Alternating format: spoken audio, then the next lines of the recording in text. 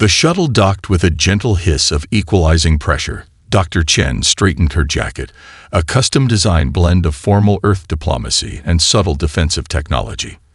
The material could harden instantly against impact or energy weapons, not that anyone expected to need such features, officially. Remember the protocols, Chen reminded her team as airlock indicators shifted from red to green. No sudden movements, maintain eye contact with their primary color centers, and remember their perception of time differs from ours. Marcus Wee nodded, adjusting the small camera disguised as a lapel pin. His fingers trembled slightly, not from fear but excitement. First humans to board an alien vessel, he whispered. My grandfather worked on SATI his entire life and died believing we were alone. The doors slid open with mathematical precision, revealing a corridor that seemed to breathe. Walls pulsed with subtle bioluminescence, creating an atmosphere halfway between organic and technological. 3 Arcturians awaited them, their iridescent skin shifting through patterns of blue and gold that the human translation software interpreted as formal welcome.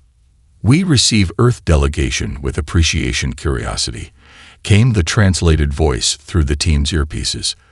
The lead Arcturian, distinguished by elaborate silver markings around its sensory clusters, extended 4 of its 6 limbs in what xenobiologists had determined was a gesture of peaceful intent. Chen stepped forward, performing the practiced human response, a shallow bow while keeping her eyes on the alien's central body mass. Earth thanks the Arcturian Collective for this historic opportunity, she said, knowing her words were being transformed into the musical tones and color patterns the aliens used for communication. As the diplomatic exchange continued, Chen noticed Wei studying their surroundings with intense focus. The physicist's eyes narrowed at certain technology interfaces, his hand occasionally moving to the small notebook he insisted on carrying despite available digital alternatives. Old school, he called it. Unhackable. The delegation followed their hosts deeper into the vessel, through chambers that defied conventional architectural expectations. Spaces opened into impossible geometries, with gravity shifting subtly to accommodate movement in 3 dimensions. Marine biologist Dr. Rivero whispered that it reminded her of coral formations, beauty emerging from complex mathematical principles. We will now show living quarters designed for human comfort necessity, the lead Arcturian announced, gesturing toward a section of the ship where the alien aesthetics gave way to something approximating Earth standards. The accommodations looked like luxury hotel suites interpreted by someone who had only seen pictures. As the team dispersed to examine their quarters, Wei casually positioned himself next to Chen. The gravitational control systems, he murmured, pretending to admire a decorative element. They're using principles identical to my 3rd paper on dimensional folding, the one I published just 6 months ago. Chen maintained her diplomatic smile while processing this information. Coincidence? She asked quietly. Wei's expression remained neutral, but his eyes conveyed concern. The math required decades of development. Either they developed identical theoretical frameworks independently, or they've been studying us far longer than they've admitted. Chen finished. She glanced at the camera systems installed throughout their quarters, designed to look decorative but unmistakably monitoring. We proceed as planned, but activate secondary protocols. Everyone maintains the excited, honored guest's persona. Wade nodded imperceptibly and moved away, calling out with exaggerated enthusiasm about the comfort of the accommodations. As night cycle began aboard the ship, the human delegation appeared to settle in with appropriate wonder and gratitude, while beneath their amazed exterior, subcutaneous communication implants activated, beginning a silent conversation beyond alien monitoring capabilities. Earth's first diplomatic mission had just become its first intelligence operation. The broadcast continued with clinical precision as Wei's vital signs displayed in alien script along the bottom of screens worldwide. Chen fought against her restraints until her wrists bled, screaming warnings that the Arcturians muted from the public feed. The other delegates watched in horror as specialized instruments extracted samples from Wei while he remained conscious. The human pain response differs significantly from other carbon-based life forms, narrated the lead Arcturian researcher, its skin pulsing with excitement patterns. Note how the subject maintains cognitive function despite extreme stimuli. In Houston, mission control transformed into an emergency response center. Engineers who had worked with White on propulsion systems wept openly, while military personnel moved with cold efficiency. General Santos, her face a mask of controlled fury, authorized the activation of dormant defense protocols, even before receiving official approval. The specimen demonstrates remarkable cellular regeneration, continued the alien commentary as Wei's body fought to heal wounds that appeared faster than recovery could occur. Previous subjects from other worlds typically lost consciousness at this stage. Dr. Amara Okafor, the delegation's medical officer, used the alien's distraction to activate her earring implants. The Nanomachines began dispersing through the air circulation system, programmed to map the ship's layout while appearing as ordinary dust particles. Captain Rodriguez, restrained across from her, caught her eye and nodded almost imperceptibly. Their contingency plans, dismissed as paranoid by some during preparation, now seemed desperately inadequate. On Earth, the broadcast penetrated every communication channel. In a Tokyo apartment, 12-year-old Hikaru Tanaka watched wide-eyed before rushing to his computer. By accessing underground forums, he connected with thousands of other young hackers worldwide, attempting to trace the transmission source through techniques that bypassed conventional methods. Their collective efforts spawned a virtual map of the Arcturian communication network that government agencies couldn't achieve. Wei's voice, growing weaker but still defiant, interrupted the alien narrator. "They've done this before," he gasped. "Check their database. Section Alpha 9. Blood trickled from the corner of his mouth as he stared directly into the camera. Earth must unite now. The lead researcher paused, skin rippling with confusion patterns. The subject demonstrates concerning awareness of restricted information, increasing sedation. But Wei continued through sheer willpower. Their technology, vulnerable to quantum destabilization, frequency modulation at...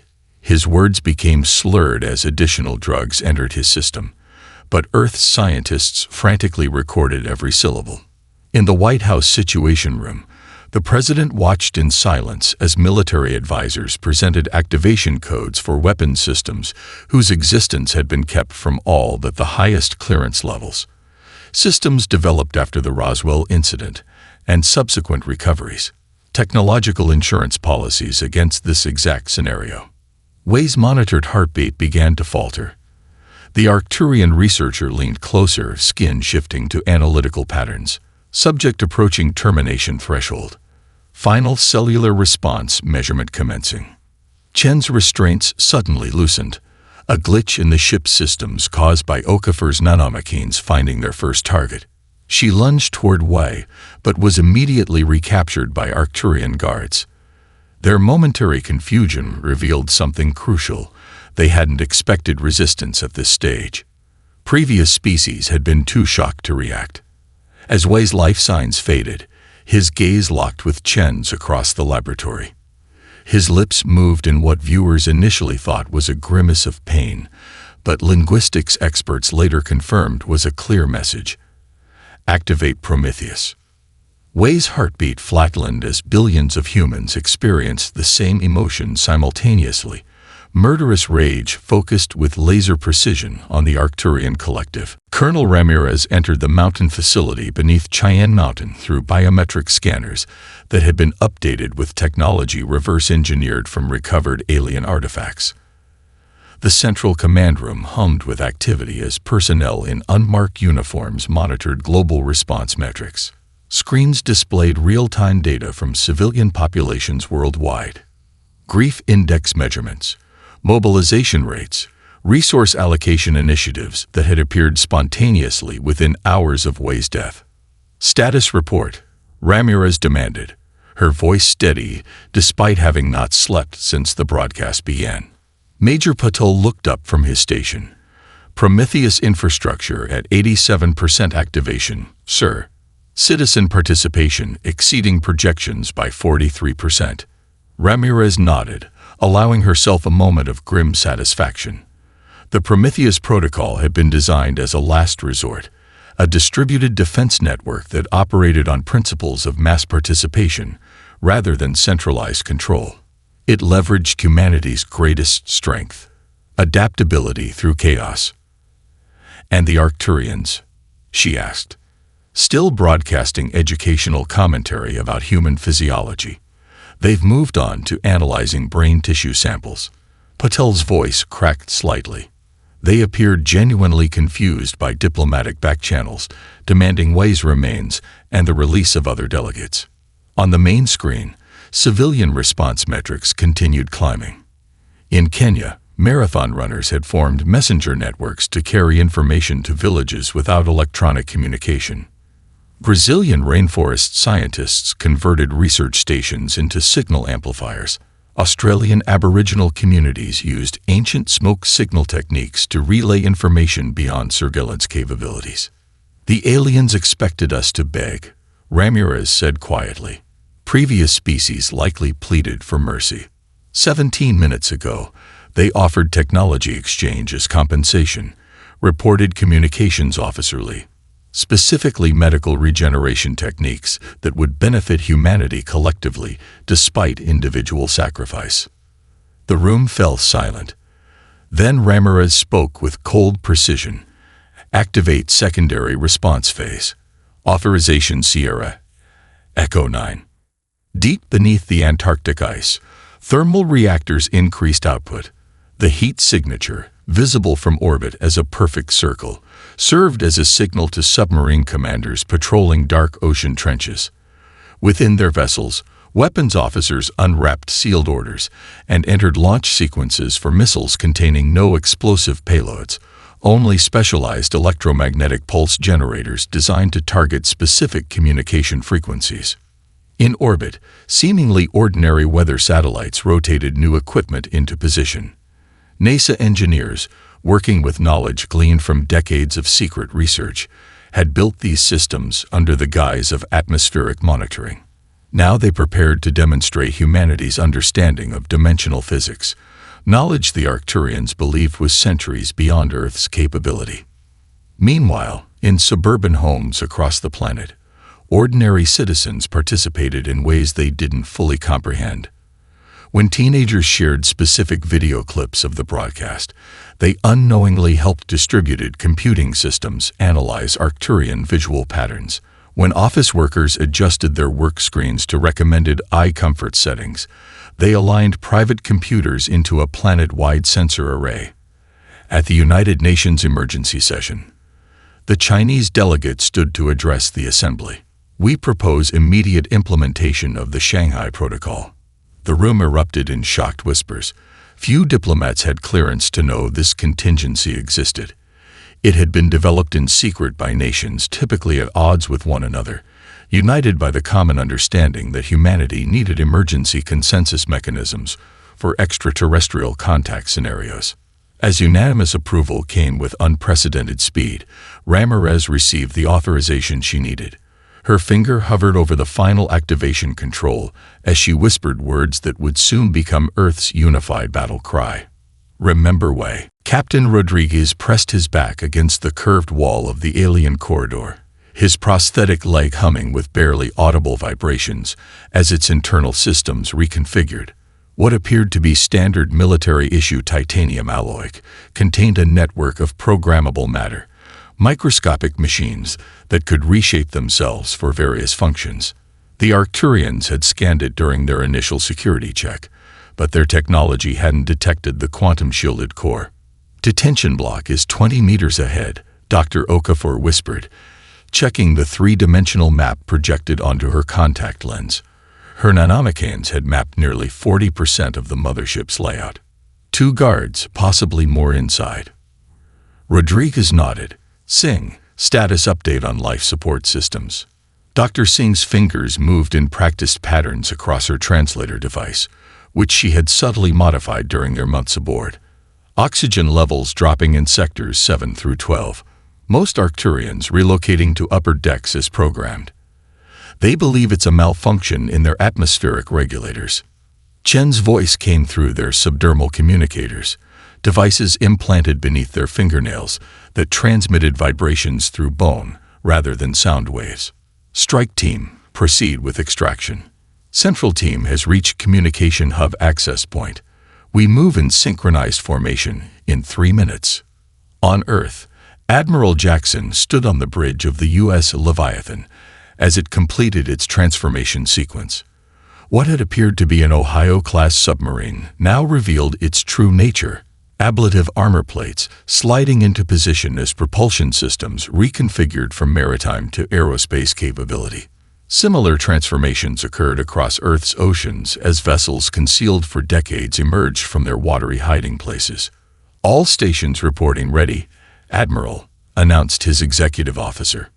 Jackson studied the tactical display, showing Arcturian vessel positions. Deploy countermeasures package Alpha. Targeting priorities as follows: communication relays first, weapons systems second, propulsion last. We want them deaf, mute, and still able to retreat when the time comes. In low Earth orbit, the first wave of nanoswarm missiles launched silently from positions disguised as space debris. Each projectile, no larger than a pencil, contained billions of microscopic machines programmed to infiltrate specific systems. They approached the Arcturian fleet emitting radiation patterns identical to cosmic background radiation, invisible to alien sensors calibrated to detect conventional weapons. Back on the mothership, Rodriguez's prosthetic leg completed its reconfiguration. The foot portion separated, crawling independently toward the detention block entrance while maintaining visual camouflage matching the corridor floor. When it reached position beneath the 2 guards, Rodriguez tapped a sequence on his thigh. The device activated, releasing an electromagnetic pulse precisely calibrated to disrupt Arcturian neural patterns without affecting human biology. The guards collapsed silently as Rodriguez rejoined his foot component to his leg and moved forward with Okafor and Singh. Chen, guards neutralized. Proceeding to extraction point. Inside the detention block, they found the remaining delegates weakened but alive. Dr. Kaminsky, the delegation's anthropologist, looked up with hollowed eyes.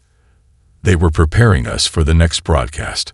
Something about comparative species analysis.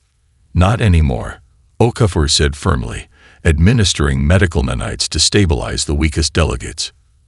Earth has decided to provide a different kind of educational program. As they prepared the rescued delegates for movement, the ship's internal communication system suddenly activated. Arcturian alarm patterns filled the corridors, patterns that translated roughly to unprecedented response and defensive failure. Rodriguez smiled grimly as he helped an elderly delegate to his feet. Sounds like Admiral Jackson's party has arrived. The Arcturian High Commander's skin flickered with distress patterns as tactical displays showed multiple system failures across the fleet. The mothership's central command chamber, a vast spherical room with hovering data interfaces, buzzed with frantic activity as subordinates reported cascading defensive breaches.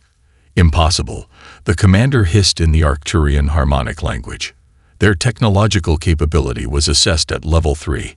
These are Level 7 countermeasures. His chief science officer's color patterns shifted to confusion indicators. The human databases we access showed no evidence of quantum shielding or dimensional manipulation technology. Their most advanced propulsion systems were chemical-based rockets with limited ion thrust capability. On a primary display, visual feeds showed Earth's surface transforming in ways that defied the Arcturians' careful observations of the past decades. The lighthouse in Maine split open along hidden seams, revealing a massive quantum radar array that began scanning with frequencies the aliens had believed beyond human theoretical understanding. Farmlands across the American Midwest revealed concealed missile silos as massive doors slid open beneath artificial crop patterns designed to hide their presence from orbital surveillance. We have been deceived, the commander realized, his patterns shifting to rarely used emergency indicators. Activate the dimensional gateway. We must bring reinforcements from Homeworld immediately. Meanwhile, Chen's team fought through increasingly desperate Arcturian resistance toward the central command center. Dr. Singh used her modified translator device to hack door mechanisms, while Okafor deployed more nanomachines to create confusion among defending aliens. Rodriguez provided covering fire with his prosthetic leg, now fully reconfigured into a weapon that fired concentrated pulses of electromagnetic energy. Central hub is 2 chambers ahead, Chen announced, consulting the ship schematic now displayed across her tactical glasses. Commander Rodriguez, prepare breaching sequence. Outside, Admiral Jackson's fleet executed maneuvers that bewildered Arcturian tacticians. Rather than the expected formation approaches taught in Earth's military academies, the vessels moved in seemingly chaotic patterns that analysis computers couldn't predict.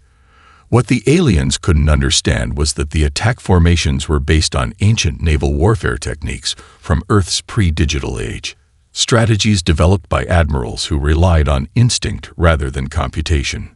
Target their communication array, Jackson ordered as the U.S. Leviathan accelerated toward the mothership's upper hemisphere. Disable their ability to coordinate fleet movements.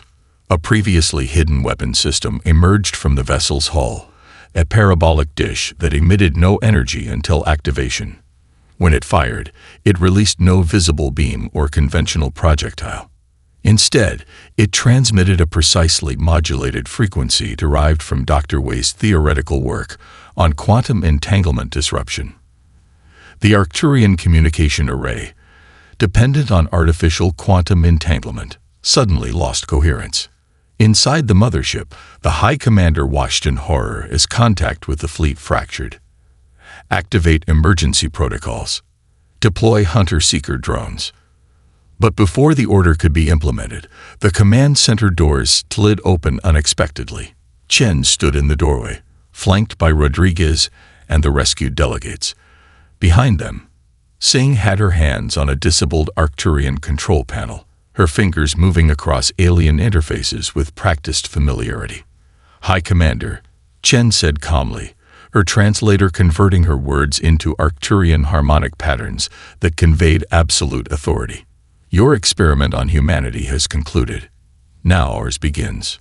The High Commander's skin paled to nearly white, the Arcturian expression of profound shock. For the first time in the collective's 10,000-year history of species experimentation, the subjects had not only fought back, but had seized control of the laboratory. Admiral Jackson watched as tactical displays showed Arcturian reinforcements emerging from dimensional gateways near Jupiter's orbit. The alien vessels materialized in perfect geometric formation, a hexagonal approach pattern that their battle computers had likely calculated as mathematically optimal. Jackson allowed himself a thin smile. "Spring the trap," he ordered calmly. Hidden throughout the solar system, automated defense platforms activated simultaneously. Disguised as ordinary asteroids or debris, these platforms had been positioned over decades using conventional propulsion to avoid detection. They now revealed their true purpose, generating overlapping gravitational distortion fields that warped space around the emerging Arcturian fleet. The alien vessels, suddenly experiencing contradictory gravitational forces, struggled to maintain formation. "They're attempting to compensate," reported Jackson's tactical officer, "recalibrating their dimensional drives." "Exactly as predicted," Jackson nodded. "Execute Operation Odysseus." Earth's vessels broke from their seemingly chaotic movements into a perfect flanking maneuver, exploiting the momentary confusion. The tactic was based on an ancient Greek military stratagem, appearing disorganized to lure the enemy into a false sense of security before revealing the true attack formation. The Arcturians, having studied only modern human warfare, had no historical context to recognize or counter it. Aboard the mothership, Chen secured her position in the command center as Rodriguez and Singh established a defensive perimeter. Dr. Okafor worked quickly to treat injured delegates while analyzing the biological data displayed on alien medical interfaces. "They've been documenting reactions from 27 other species," Okafor reported, her voice tight with controlled anger, "categorizing responses to witnessing their own kind suffering. We're the first to retaliate effectively." Chen nodded grimly, then turned to the ship's primary communication hub. "Connect me to the broadcast system. All channels, all connected worlds." Singh's fingers danced across the alien controls, applying the knowledge she had secretly gathered during their months aboard. "Ready, Captain. You'll be transmitting to approximately 17 inhabited star systems currently within range." Chen straightened her posture and faced the recording sensors. "Attention all worlds receiving this transmission. I am Captain Elise Chen of Earth. The Arcturian Collective has deceived you." She gestured to Okafor, who transferred the biological experiment records to the broadcast stream. "What they call scientific research is actually methodical torture and extermination. They have performed these experiments on 27 species before us." As she spoke, the tactical situation in space continued to evolve. The Arcturian reinforcements, still struggling against the gravitational traps, found themselves under attack from multiple vectors. Earth vessels deployed weaponry based on principles that Dr. Wei had published in academic journals, papers the Arcturians had studied but failed to recognize as having military applications.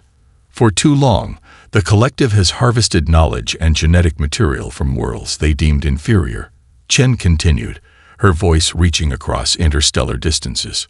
"Earth refuses this designation, and we suspect your civilizations would as well, given the truth." The broadcast included footage captured from the mothership's own databases, evidence of previous species subjected to similar experimentation. Many had fought back individually, but none had mounted the coordinated response that Earth now demonstrated. On 17 worlds, beings of various physiologies watched in stunned silence. Then, one by one, resistance movements awakened. On Procyon IV, insectoid creatures began disabling disguised Arcturian monitoring stations. In the Tau Ceti system, aquatic intelligences sabotaged underwater research facilities. The revolution spread at light speed.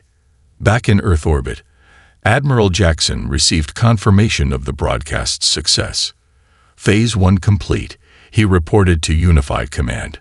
Initiating Phase 2, Liberation Protocols. The battle for the stars had transformed from Earth's isolated defense to a galactic uprising against centuries of Arcturian dominance. The Arcturian High Commander's skin had faded to an ashen blue, a physiological response to extreme stress rarely seen in their species. Surrounded by human delegates and facing Chen across the command deck's central interface, the alien leader struggled to process the rapid collapse of a power structure that had endured for millennia. "You cannot comprehend the consequences of your actions," the commander said, translator converting harmonic tones to human speech. "The collective spans 32 star systems. Our technology exceeds yours by centuries." Chen's expression remained impassive. "Does it?" She gestured to Dr. Singh, who transmitted data to the central holographic display. Images appeared showing the current state of the battle. Arcturian reinforcements trapped in gravitational distortion fields, Earth vessels executing maneuvers that alien tactical systems failed to predict, and most damning, 17 worlds in open rebellion against collective authority. "Your assessment of humanity was fundamentally flawed," Chen continued. "You studied our public technology, our visible military capabilities, our entertainment broadcasts. You failed to consider that a species evolving on a planet with thousands of predators might develop paranoia as a survival trait." From the Himalayan Command Center, Earth's unified leadership prepared their formal terms. Representatives from nations historically at odds with one another worked with unprecedented cooperation, drafting demands that balanced justice with pragmatism. The document was transmitted directly to Chen's neural interface, appearing as text across her field of vision.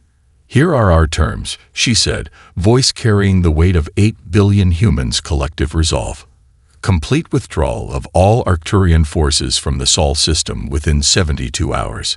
Full reparations to Dr. Wei's family, and to humanity at large, quantified as transfer of specified technologies, listed in Appendix A. Liberation of all subjugated worlds under collective control, with monitoring by joint Earth-led peacekeeping forces." The commander's translator attempted to convey incredulity. These demands are impossible. The economic structure of the collective would collapse. That is no longer our concern, Chen replied coldly. Your alternative is considerably worse. At her signal, Rodriguez activated a secure communication channel to a small human vessel positioned near Jupiter's outermost moon. The ship's captain appeared on screen, a young woman with calm eyes and steady hands. This is Captain Miriam Okonkwo of the science vessel Oppenheimer, standing by. Demonstrate capability 1/10 scale, Captain, Chen ordered. The camera feed switched to an external view as the Oppenheimer deployed a device no larger than a standard satellite. The device activated, emitting a focused beam toward a small, uninhabited moon. What followed defied conventional physics. The moon's matter began collapsing inward, forming a controlled gravitational singularity that existed for precisely 30 seconds before the device deactivated, allowing the singularity to dissipate harmlessly. The Thanatos Protocol, Chen explained as the Arcturian commander watched in horror. Based on Dr. Wei's theoretical work on dimensional folding and gravitational manipulation. At full scale, deployed against a stellar body, the effect would create a cascading gravitational collapse that would propagate through your dimensional gateways to connected star systems. She leaned forward, voice dropping to a cold whisper. We analyzed your gateway network. We know which pathways lead to your core worlds. The choice is simple. Accept our terms, or face extinction as complete as what you inflicted on those 27 other species. The High Commander's skin shifted through rapid color patterns that the translator couldn't process, emotions beyond the programmed parameters.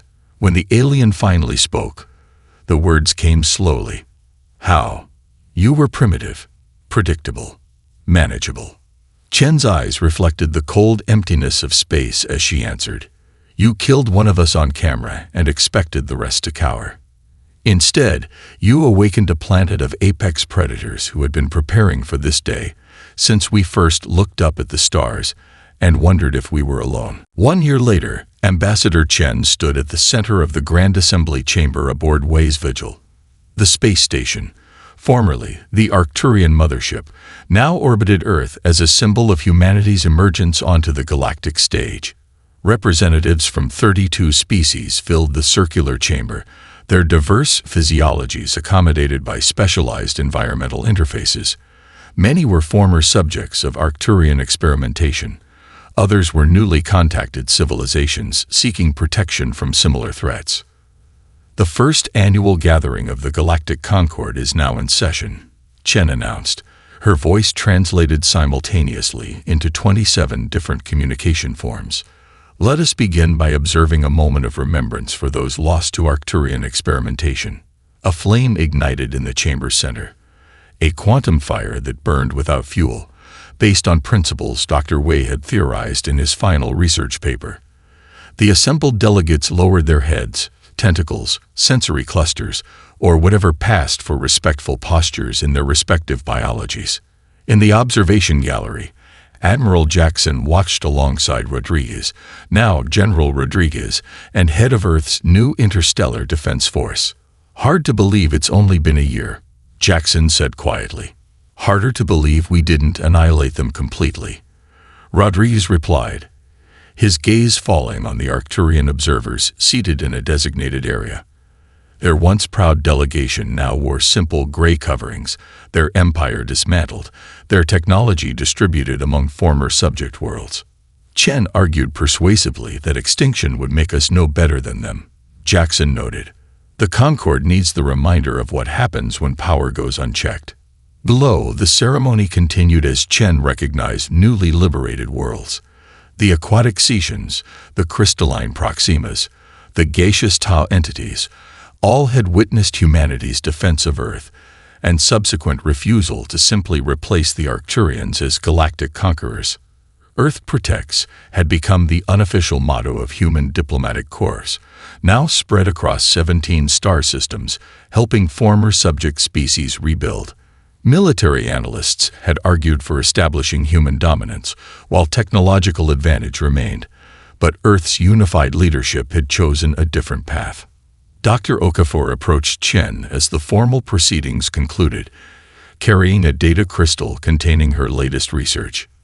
The Arcturian genetic database has yielded remarkable medical applications, she reported. We've developed treatments for 3 previously incurable human diseases using principles extracted from their biological experiments. Dr. Wei would appreciate the irony, Chen said with a sad smile. Their cruelty transformed into healing. Later that evening, Chen visited the memorial garden created in a section of the station where gravity had been adjusted to match Earth's precise pull. Real soil transported from Wei's birthplace in Hangzhou supported plants from his family's ancestral garden. A simple stone marker bore his name and the date of his sacrifice. "We did it, Marcus," Chen whispered to the empty air. "We transformed a moment of barbaric cruelty into a foundation for something better." Admiral Jackson joined her silently, respecting her moment of reflection before speaking. The Proximan delegates are requesting Earth's assistance developing a defense network similar to Prometheus. They're still nervous about potential threats beyond known space. Chen nodded thoughtfully. "We'll help them protect themselves, not do it for them. That's the difference between us and the Arcturians." As they turned to leave, the station's vast observation window revealed Earth rotating below, a blue marble that had shocked the galaxy with its response to aggression. Around it orbited vessels from 24 worlds, come to learn, trade, and ally with the planet that had liberated the stars. "They still don't fully understand us," Jackson observed. "The delegates, I mean. They've seen our wrath, now they're seeing our compassion. They can't quite reconcile the two." Chen smiled. "That's humanity's greatest strength. We contain multitudes, scientist and soldier, diplomat and warrior, capable of unspeakable rage and boundless kindness. That's what the Arcturians missed in their analysis. And why we now keep the peace," Jackson finished.